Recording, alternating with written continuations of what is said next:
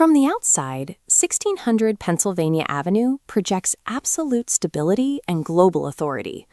Behind the gates, that quiet exterior disappears. Every day, nearly 6,000 tourists cycle through the mansion's public staterooms. Velvet ropes and stanchions carve a strict physical boundary between these public tours and the working life of the executive branch. This creates an unusual challenge. A sitting president must manage international crises while attempting to raise a family inside a heavily scrutinized museum. Only inches away from the tour groups and the press briefings, a fully functioning private home operates in secret.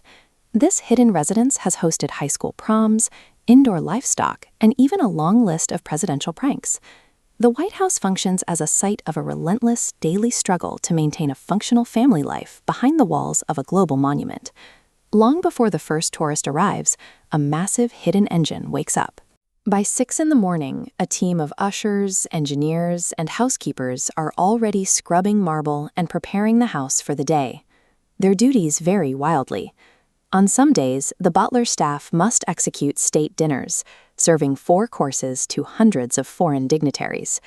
On other days, that same staff pivots from preserving historical artifacts to looking after the first family's personal pets, like Socks the cat.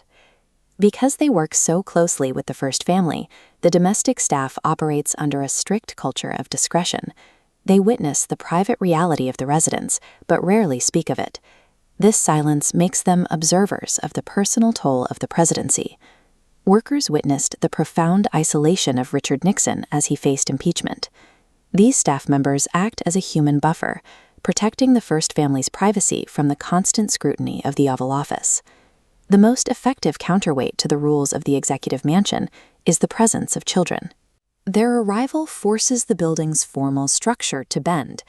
During the darkest days of the Civil War, Abraham Lincoln found relief in his youngest son, Tad.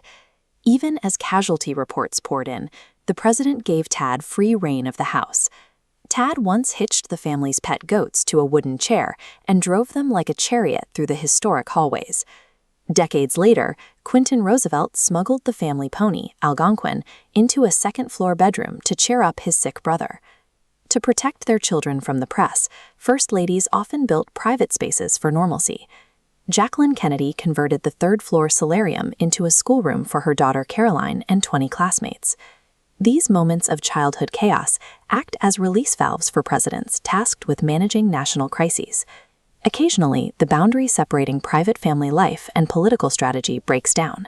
When Jimmy Carter took office, he and Rosalind were determined to give their daughter Amy a typical upbringing. They built a wooden treehouse on the South Lawn, designed as a private sanctuary away from the political grind.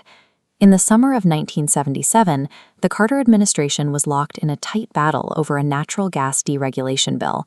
When a Republican representative mentioned his daughter was a fan of Amy, Carter orchestrated a playdate at the treehouse to build rapport with the congressman. This map shows the outcome of that maneuver.